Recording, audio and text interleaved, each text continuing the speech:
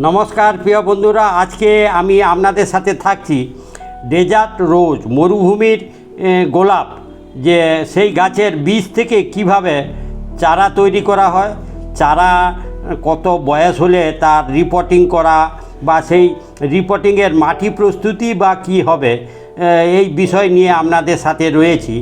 যে এই সময় দেখছেন যেটা গাছে হয়ে আছে, এটা নর্মাল অ্যাডেনিয়াম গাছ, যেটা সিঙ্গেল পেটাল। এই গাছের দেখছেন দুটো সুটিগুলো বন্ধুরা 5-7 ইঞ্চি লম্বা সাইজের হয়। দেখছেন বেশ বড় সাইজের লম্বা একটা সুটি। এর পরিপূর্ণতা হতে প্রায় মাস দেড়েক সময় লাগে। 30 থেকে 40 দিনের পর এই ফল পেকে যাবে। যখনই এই ফল পেকে যাবে তখন এটা তুলে নিতে হবে। পেকে যাওয়ার পরিস্থিতি বোঝা যাবে তখনই যে এর যে একটা মাঝখানে একটা দাগ রয়েছে, ওই দাগ বরাবর একটা ফাট বা ফেটে যাবে আর কি। ওই ফেটে গেলেই বুঝতে পারবেন তুলার মতো পরিস্থিতি তৈরি হয়েছে। মানে ফলটা ফেটে গেলে কিন্তু বীজ উড়ে চলে যাবে, ফলে বীজ সংগ্রহ করার সমস্যা হবে।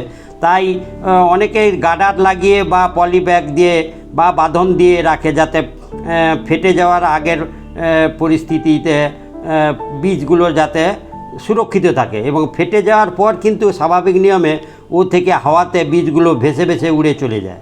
তাই আপনাদের লক্ষ্য রাখতে হবে যে ফলটা ফাটার আগে মুহূর্তে তুলতে হবে। বন্ধুরা, আমি ফলটা তুলে নিয়েছি, তুলে নিয়ে দেখাচ্ছি যে দেখুন এই যে দীর্ঘ সাইজের যে ফলটা ছিল সেটা শুকনো একটু ভাব এসে গিয়েছে, এবং তার থেকে এইভাবে সিডগুলো বের করছি। দেখুন যে সিডগুলো দেখতে একটু অদ্ভুত আকারের।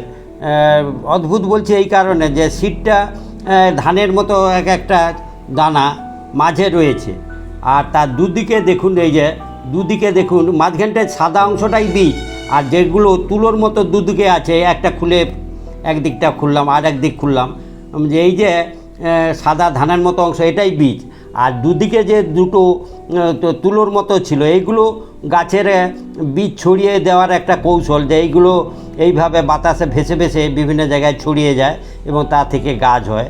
তাই গাছে ফল পাকার আগের মুহূর্তে ফলটা সংগ্রহ করতে হবে, নাহলে ফেটে গিয়ে ওইখান থেকে বীজগুলো হাওয়ায় ভেসে চলে যাবে, ফলে বীজ একটাও পাবেন না।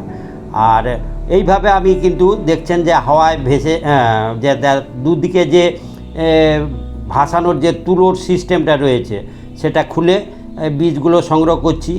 দেখছেন বন্ধুরা, আমি বীজগুলো এইভাবে সংগ্রহ করেছি। বীজগুলো দেখতে এই রকম।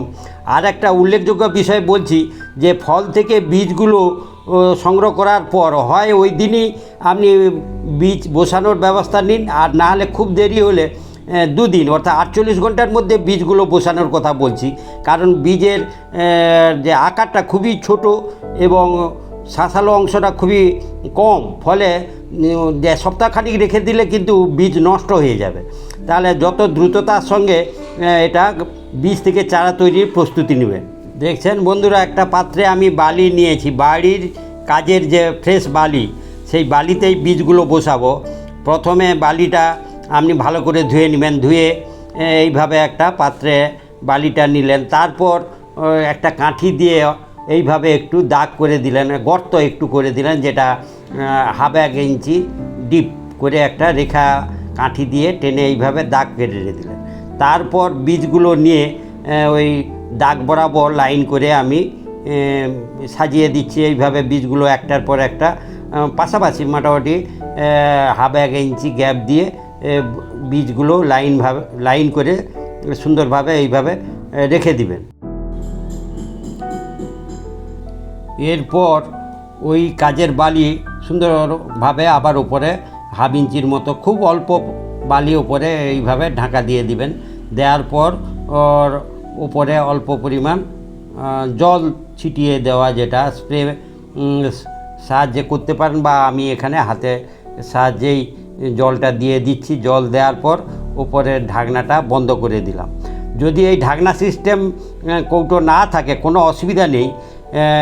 এখন গরম ওয়েদার, শীতকালে এই ঢাকনা দেওয়ার বিষয়টা থাকে, আমার রয়েছিল তাই আমি এই ঢাকনা দিলাম। যদি ঢাকনা দেন তাহলে খেয়াল রাখবেন যে 4-6 ঘন্টার মধ্যে ঢাকনাটা কিন্তু খুলে দিতে হবে। আর ঢাকনাবিহীন যদি যিনি কোনো জায়গায় বসান তাহলে কোনো অসুবিধা নেই, তাতেই কিন্তু গাছ হবে। ট্রেতে দেখছেন, দেখুন যে বালি থেকে সবুজ সবুজ যে অংশগুলো বেরিয়ে আসছে, নিশ্চয়ই বুঝতে পেরেছেন যে ওই অ্যাডেনিয়াম যে বীজগুলো থেকে আস্তে আস্তে চারা বের হচ্ছে, যেটা 7 দিনের মাথায় আমি আপনাদের সঙ্গে শেয়ার করছি যে বীজ ফেলানো থেকে 7 দিনের মাথায় গাছের এই রকম সবুজ অংশ, একটা করে দণ্ডের মতো অংশ উপর দিকে বেরিয়ে আসছে এবং তার মাথায় হালকা মানে ছোটো পাতার ন্যায় একটা দৃশ্য দেখা যাচ্ছে এবং কোনো কোনো সে বীজের খোসাটাও এখনও লেগে আছে ওই সবুজ অংশের। যে এইভাবে বালি থেকে বীজগুলো বেরানো 8 থেকে 10 দিনের মধ্যে বেরানো শুরু হবে এবং সবসময় ইনডিরেক্ট সানলাইটে রাখবেন, কখনোই তীব্র আলোর বা রৌদ্রুতে রাখবেন না। তবে মাঝে মাঝে পরিমাণ মতো জল দেওয়া, স্প্রের সাহায্যে বা হাতের সাহায্যে আপনার জলটা দেওয়া, এছাড়া আর উল্লেখযোগ্য পরিচর্যা নয়। এইভাবে প্রায় মাসখানিক আপনার এই বালির মধ্যেই গাছকে বাড়িয়ে তুলতে হবে। তারপর এখান থেকে আমি রিপোর্টিং করব। এই কিভাবে রিপোর্টিং করব, রিপোর্টিংয়ের সময় তার মাটি প্রস্তুতি বা কি হবে সেই বিষয় নিয়ে থাকছি। দেখছেন বন্ধুরা, আগের ছবির থেকে আঁকাটা আরও স্পষ্ট, যে এটা প্রথম যে ভিডিও দেখিয়েছিলাম চারার, তার থেকে 3 দিন পরে চারার আকার আকৃতি দেখুন, যে আরও বেশ সুন্দরভাবে বোঝা যাচ্ছে। দণ্ডের মতো অংশ উপর দিকে উঠে আসছে এবং প্রত্যেক দণ্ডের মাথায় গাছের প্রথম যে 2টি পাতা সেটা উঁকি মারছে, আস্তে আস্তে 2টো করে পাতা বেরিয়েছে। যে এইভাবে এই বালির মধ্যেই 1 মাস পরিচর্যা করতে হবে। আস্তে আস্তে দেখবেন 2টো পাতার মাঝ বরাবর থেকে আবার একটা করে অংশ বেরিয়ে আসবে, যেটা গাছের কটেক্স বা কাণ্ড, সেটাই এইভাবে বেরাতে থাকবে। যে 1 মাস এই বালিতে পরিচর্যা করার পর তারপর এখান থেকে আবার মাটিতে বসাতে হবে। সেটা ফ্রেশ সাধারণ মাটিতে বসাবো। বন্ধুরা, এখন যে চারাটা দেখছেন এটা অ্যাডেনিয়াম চারার 5 মাস বয়সের অবস্থা, যেটা আমি ওই বালি থেকে চারাগুলো দেখছেন প্লেন সাদা মাটিতে চারাগুলো বসিয়েছি। যে ওই 1 মাস বালিতে থাকার পর সেখান থেকে এই দেখুন মাটিতে বসিয়েছি, সাদা প্লেন সাদা গার্ডেন সয়েলে চারাগুলো বসাবেন এবং এখানে জল দেওয়া ছাড়া আর কোনো উল্লেখযোগ্য পরিচর্যা নেই। কোনো প্রকার রাসায়নিক জৈব সার দিবেন না। এখানে ট্রেতে বসানো যে চারাগুলো যদি খুব বর্ষার সমস্যা থাকে তাহলে ট্রেতে বসানো যে চারাগুলোকে শেডের মধ্যে রাখার এই ব্যবস্থা নিতে হবে। আর এছাড়া জল দেওয়া, এইভাবে 4-5 মাস পরিচর্যা করার পর এই রকম পরিস্থিতি হবে। শেষের 1 মাস সর্ষের খোলকে পচিয়ে তার পাতলা করে জল দেওয়া ছাড়া আর কোনো রাসায়নিক সার দেওয়া প্রয়োজন নেই, শুধু এই জৈব সারটা ব্যবহার করবে। এইভাবে চারাগুলোকে মাটি থেকে তুলে নেবেন। দেখছেন সাবধানের সঙ্গে তুললেন, শিকড়গুলো সাবধানতার সঙ্গে লক্ষ্য রেখে করতে হবে। তারপর আমি জলে এইভাবে ধুয়ে নিচ্ছি শিকড়গুলো, যাতে আরও ভালো পরিষ্কার বোঝা যায় কোথায়। এইভাবে পর্যায়ক্রমে আমি চারাগুলো তুলে নিচ্ছি এবং এই চারাগুলো বয়স 5 মাস।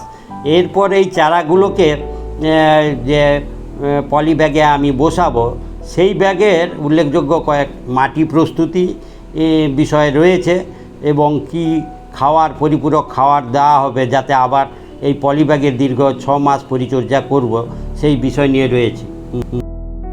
দেখছেন বন্ধুরা, যেটা আমি হাতে নিয়েছি এটা বালি, আর পাশে এটা দেখছেন গার্ডেন সয়েল প্লেন সাধারণ, আর এর পাশে যেটা দেখছেন যেটা ভাটার পুরো ছাই, যেটা ইট ভাটার পুরো ছাই বা টালি ভাটার এরকম পুরো ছাই। এটা নেওয়ার কারণ মাটিটা হালকা হবে, হালকা হলে গাছের শেকড়গুলো সহজে মাটির ভেতরে বেড়ে ওঠার বিষয়টা ভালো হবে।